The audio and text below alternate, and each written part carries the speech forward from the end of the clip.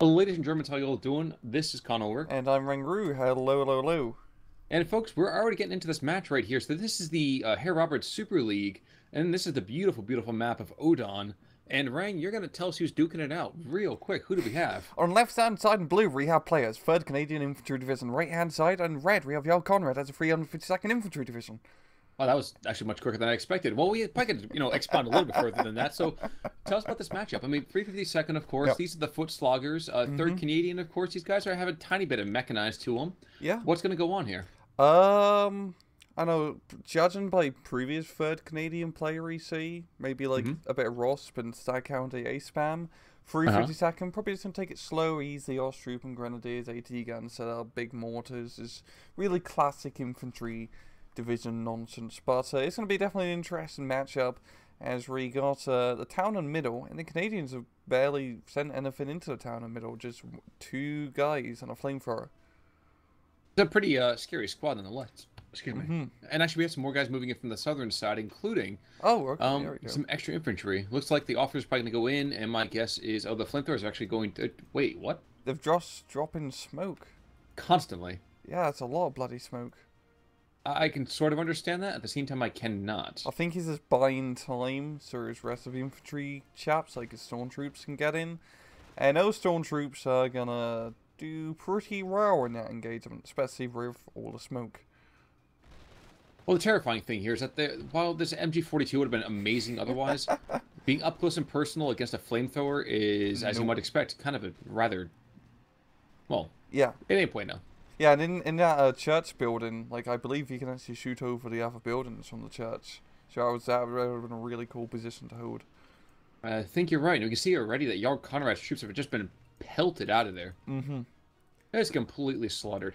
Yeah, Yes, the please. Canadians in towns are absolutely scary in any phase. It's just due to the stormtroop flamethrower combo. But And here's the Ross, question: How price efficient is that? pretty price for us. And those flamethrower squads kind of only 10 points, which is Yep. I think are cheaper than like other like 2-man flamethrower squads, and they have veterancy 2 or veterancy 1, so they're pretty bloody nice.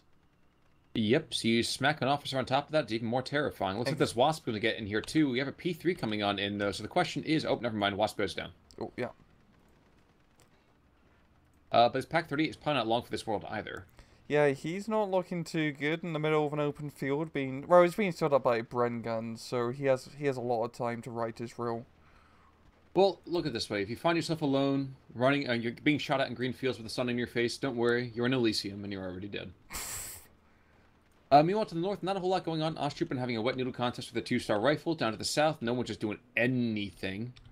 And I'm actually kind of surprised we have sniper scouts in that building outside the town. I'm surprised we're not seeing much more aggressive posture here. Yeah, it's a bit.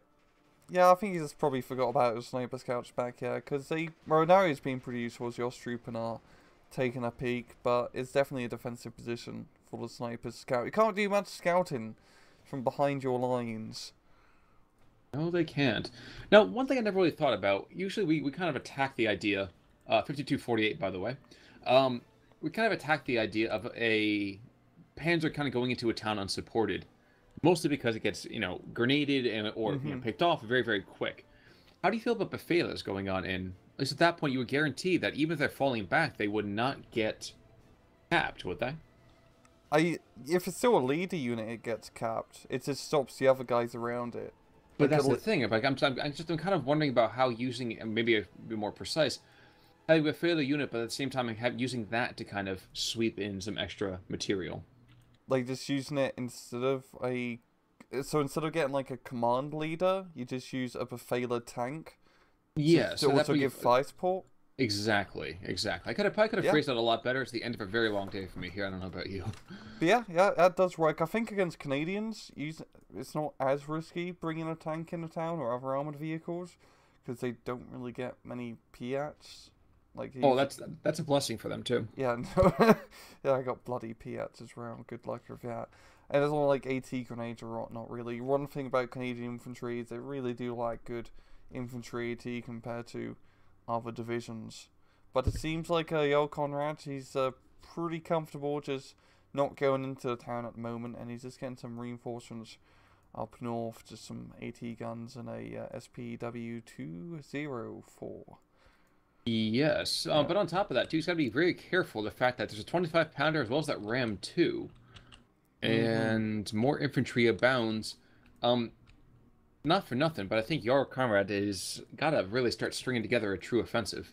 Yeah, this is pretty tough position for 52nd. I mean, Canada, the Canadians do have a pretty strong A phase. They got just lovely, aggressive troops to take the position. While 52nd's A phase is pretty slow. Not really all that fun to play, to be honest. I'm thinking Theo maybe trying to push down south would be his best. Mm-hmm. As they get a bit more open ground, his infantry be a bit more comfortable in that engagement. He has some pretty decent tanks. You can get like some Stug 3s, which are nice. You got some nice AT guns, and of course in C phase, bloody Jagdpanther. But until then, of course, it's just going to be Oh Canada the Oh, entire time. yeah. Gotcha. Yeah, probably a bit more artillery, because he can push like a forest up north, but his infantry just aren't as good in those close quarters engagements. Yeah, there's only two Vickers up north really, and as you can see, they're having a pretty hard time killing that one Kupol MG. And finally, Well, you goes. asked and they delivered. Mm-hmm. And down south, I think he's missed his chance to move forward because now there is Oof. a lot of extra infantry in the area. Yeah. And while you might want to go and malign that Vickers, it still has a fairly good amount of suppression. Yeah, it's. I still would never recommend people to take Vickers, but they're not terrible. Terrible. The kind of work, but They're not terrible, terrible. That was a glowing recommendation they're right not. there. They're still pretty terrible in my book. But the veterancy helps out a lot for the Canadian Vickers, as the 1-star veterancy means they're just slightly better. Doesn't improve the accuracy, just helps a bit everything else. Yeah, I'd be surprised if it did. Yeah. We already see the 25 pounder howitzer. It's just completely devastating, I would say, all across the entire lines. What can the Germans do against this? They got 120 mil mortar. It doesn't have the range against that howitzer, but he could possibly sneak it up a bit more forward to try to get some counter battery. And I mean, later on he can get some proper artillery pieces to try and counter battery the 25 Through the pounder. discount Soviet material, right? No, you got the big ass LK-18. Oh, LEFH. Okay. Like Yeah, the that's true. really big one that has 4 kilometer range. You'd never see it because it's not really that good in 1v1s. But he's got some pretty decent artillery options. I mean, he should have the 2-star Saxons, and they're going to be a huge pain in the ass to deal with. I'm actually surprised. Doesn't he get one of those in A, doesn't he? I think I always want to say that's him, but think I noticed the other one of the armors that gets that I think Poles too. and guards to get A phase sections. Okay. It's Yes. Canadians you have to rate till B because they only get Yes. the A phase 25 pounder. Well, you have to wait until the guards are done playing with it. Exactly. So, the hand-me-downs. Hand down equipment, exactly. But up north, Jarl Conrad, I mean, he's got us trooping, but they need a bit more fire support. You've got the AG-18 giving some of that much needed fire support, but a little bit, it's taking a little bit of belated. time. Yeah. Well, we are going into Phase B in 60 seconds, and I'm feeling very concerned for this P3 because his Ram 2 is just kind of, sedately shifting on forwards. He can suppress the north. He's not going to be effectively engaged either by the Pak-38, so he's pretty much screwed no matter what happens. Yeah, but the Panzer III is in a pretty nice position at the moment. He can't True. really get flanked, so... I mean, he can't really do much here, but he can't also get killed here. So, he's got that going for him for his Panzer III. Yep, cannot see the tank for the trees, but Yeah. when your armor is half of that of your target, that's not a place I'm particularly comfortable want to be. Dude, if I can't see the enemy, they can't see me. I walk into a war zone with my eyes closed, I'm bloody invulnerable. Oh my god, I think you're that's like... how it works. I'm pretty sure. I mean, Ray Charles got given a pistol in Blues Brothers. And that guy was a regular old, six-shooter with that. He was amazing, man. Yeah. We are going to see the first airplanes of the map coming on in. Spitfire, bombing run. Going to take out that anti-tank pretty easily. Ooh, does Or enough just damage. Doesn't quite kill, but pretty damn close. the lone survivor. By the way, have you ever seen that movie? Because to me, like, that movie came out and I thought to myself, you know what? If I wanted to know how it ended, I would, Oh, is read that the Cliff Navy Notes. SEALs movie? Yes. Yeah, Yes, that's true story and all that, or based yeah. on true story. You could pretty much it's just watching people fall down the movie. You could essentially watch Wipeout and get the same experience. And see, to me, like, you know what? At least when I was watching Black Hawk Down, at least for me, that was more engaging. We have something Yeah, going on here. yeah. Ugh. Weird. It's a decent movie, but it's But a bit there's a lot of, like, derivative. low-key guys I really Yeah. enjoy. Whoa! Pack 38 was able Whoa! to get internal fragments? I think it's close enough to get the penetration. Yeah, that guy's within 800 meters. He's got that. He's Yeah. got the math behind it, but it's just how unlikely. Oh, no, 'cause he showed side armor. Ah. And that's going to completely change the battlefield right here in the middle because I do not see... Oh, there's a Bedford coming on in right now. Okay. But there's also a Stroke coming on in, so the Sturmgeschütz will be very, very scary. Mm-hmm. But it's gonna be about, I don't know. I mean, the old Conrad is starting to get the fire spores in the field. You got your IG-18s, and as you see, they pretty much ripe Jules Vickers guns from Massey doing anything. And up north, I mean, the Canadians are starting to run low of stuff. And the old Conrad, I mean, B-Phase, he gets a lot of infantry options now. And that Stug 3G will be a pretty deadly piece of equipment in this middle. Yes, it will. It's got the penetration to kill stuff, and it's, 10 armor's pretty good. You have the line of sight on it, too. So here goes. Okay, he's engaging that Humber, but the Mark IV very sensibly backs away. Mm-hmm. He says, does this turret make my tank look fat? A little bit. Yeah. It makes it look a little chubby Humber. I wouldn't be too humble about it. Yeah, the funny thing about it is that the Sturmgeschütz, not a tank, but man, that thing is actually fairly sleek when you think about it. Yeah, it's pretty low to the ground, hard to hit. Yeah. Like German efficient design, I guess. Kind of trying to pick a woman up at a bar. Wolverines and Sextons moving on in, obviously, over here for the Canadians, and some random Canadian infantry just sitting on back with a Bren carrier. Mm-hmm. Super deep in territory, not going to do a whole lot for the next 10-15 seconds, I'm sure. Yeah. But call it for us. Right now, it's 53-47, and frankly, I don't know exactly what player is anticipating on doing here. Oh, never mind, Nebelwerfer. Oh, yeah, that's what we need. You can solve all problems with Nebelwerfers. Yes, you can. Yeah. Literally, you can solve every single problem with Nebelwerfers. And now it's going to counter battery though by either Sextons and the 25-pounders, and those guys have insane range. Yep. Already pinned down. Exhaust Trooper are desperately trying to get in now to force back these Stormtroopers, and unlike some others I can name, these guys have better aim though too, so I would not be too sanguine about doing that. I think he's getting Pioneers into the town now. I believe it was the Pios. Nah, Stormtroops. Yeah. Oh yeah. 2 stars of Stormtrooping. Oh yeah, they do get that infantry unit.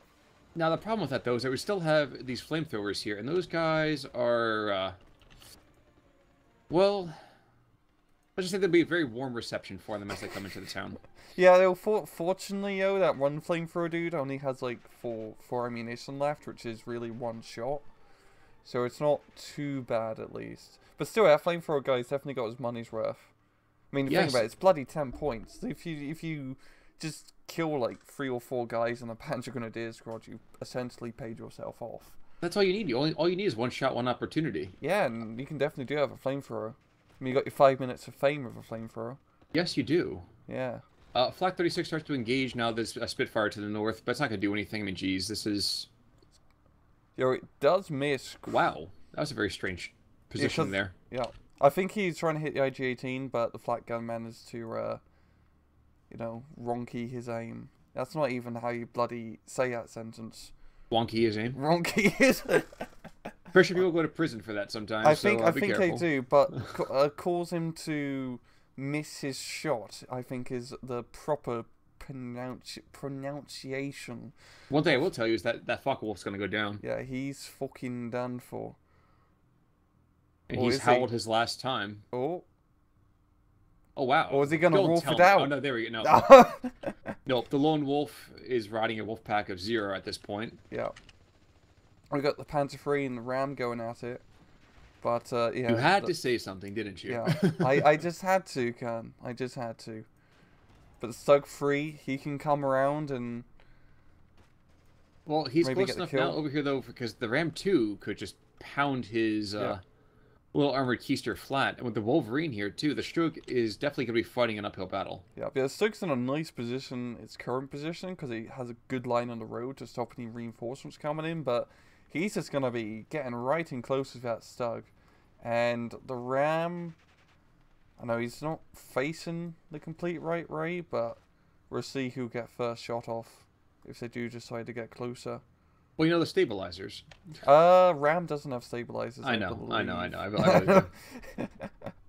God, Anyway, so the Stroke is stabilizers. moving on in, and he's going for it. They have tanks at 20 paces, and the Ram's going to get first shot. Internal fire. He's dead. Oh, He is so dead. yeah. Yeah, it's a one risky thing about using Stugs. You know, you don't have that turret, so you do have that longer aim time. Even if you do face like frontally towards a tank, they always just seem because they always face the wrong bloody ray. Oh wow! I didn't see the second Sexton is on in here too. Yeah, the 352nd is getting out artilleried by a mechanized division. Yeah, you do. Those two Canadian Sextons are just terrifying, absolutely terrifying. I mean, just look at it. It's a bloody machine gun. It's like a 2-second reload between each shot. Well, it is being held by that dingo. Yeah, like Canadian lumberjacks and yeah. Just instead of like chucking in wood logs, chucking in 25-pounders. Did they ever show the outdoor games up there in Canada? Outdoor games? The Great Outdoor Games, something like that. It was on ESPN a long time ago. I've they might still do it. Probably. That sounds very like something they do up north. It's just it's uber like red-blooded, flannel wearing American. Like axe throwing and like balancing log competitions. Like chopping wood. Oh, okay. Like really like beardy guys. Who, like, yes, bearded or bald. It's the B&B. The B&B. Oh yes. But interestingly, finally that command carrier gets activated, and interesting, there's still another couple of squads. There's Stahlstruppen and Player to be named. I think that's your Pioneer off to the right-hand side outside the town, southeast of the German artillery park, such as it is. Mm-hmm. And I think Jarl Conrad's a little bit flummoxed here. I don't think he knows what to do. Yeah, it is hard for 352nd to try to make pushes, because you're not really that great of a division of pushing. I mean, you can defend pretty well 352nd. But also our artillery park is absolutely deadly. And considering that all of the Conrad stuff is mainly just soft targets, I mean, as you can see, it's just crazy. I'm just looking at the artillery park, and they're just shooting all three bloody cardinal directions. Yeah. All over the place. It's like a bunch of CS:GO aim bots. Now, one thing I've never really seen. Have you ever seen artillery, like an artillery piece, not off map, end up killing a vehicle? I can't say I've seen that happen very often, but I imagine it could. Not really, no. I never usually bother using my artillery pieces to like try and kill vehicles. I probably like try to use it to stun up a tank and then try to move up a tank, but I wouldn't keep shooting it. So I'm just asking because that 25-pounder has been shelling that Stroke for quite a bit of time, and I was wondering about if a bloody big, 88mm shell dropped on top of them. I want to do a test now to see, like, I don't know, eventually, like, get like a big regular artillery piece, like a 105, and just keep shooting like a jumbo or Sherman or Panther and see how many shots it takes to kill with HE. Because it'd probably take a lot. It'd probably take a lot. But it's, of course. Because you can technically kill everything with like explosives in this game. Well, except for machine guns, but like if it goes kaboom, you can, even with a satchel charge, you can technically kill King Tiger if it's taken enough damage. Yeah, but for shelling the town again, there's nothing really to be done here. I think this is a fit of pique. I'm shelling the town. Yeah. Yeah, the town's pretty clear from this point on. He can move up his troops to try and get in. I mean, the Ram 2 is going to be a pain as he has no AT in the town to deal with it, but hey, we've talked about that, though. I mean, to a certain extent, that's going to be constantly the issue. Yeah. Yeah, there's been so much artillery fire that there's an entire Bedford supply truck has been cleaned out. And meanwhile, he's going to start shelling back the German side of things, and I'm surprised we haven't seen a lucky strike already. Well, the naval buffer needs to just, crew up and get out. Yeah. And there's the SK-18 that you were talking about with that 4 kilometer range. So he can outrange the Canadian artillery. He's gonna be able to do some good damage on a 25-pounder, but his 2-star sections, they're armored. They don't care. Well, they're open top though. They are open top, but you're gonna have to get some rather precise shots to try to hit that open top, and without line of sight or corrected aim, it's A tough ask. it's a tough ask. It's gonna actually, I don't know, those sections actually are pretty resilient, especially with 3-star veterancy. Part of me was wondering what would happen. Oh, he would actually blown up this Bedford supply truck had it still been there. Yeah. Because I would have gone nuclear, and that could have been some rather scary moments to be right behind. Yeah, I think it wouldn't kill all the Saxons entirely, but it'd definitely put him on some, do a lot of HP damage at least. Yes, probably true. Now overall, Assault Pioneers continue to hold the town. We do have ourselves a Flak 88 out in the field, which I'm not entirely sure why. Yeah, Even with the occasional plane usage, I don't think that's a really great investment of points.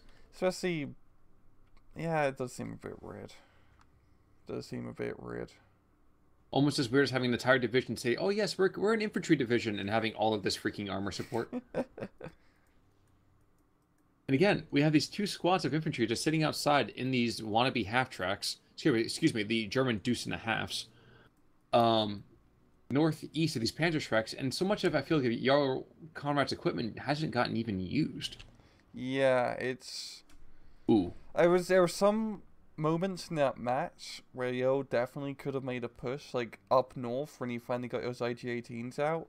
If he had some more infantry up here and maybe just something to push with, he probably could have got some nice ground up north. As we see now, he does have good control of the town, but the problem is the Canadians got the bloody artillery battery, and those sections will just not stop shooting. They just won't stop shooting. I will say that last couple of rounds from the SK-18 did fall down on top of that front sexton. Looked like he took a significant amount of HP damage there. Yeah. But yes, and the KDL, just that says it all. Yeah. But yeah, the Canadians managed to get good hold into the town early on, which it definitely helped player quite a bit. And he just managed to hold north and top long enough to get the artillery battery going, and you just really do not mess with 2-star sections, especially as an infantry division like that.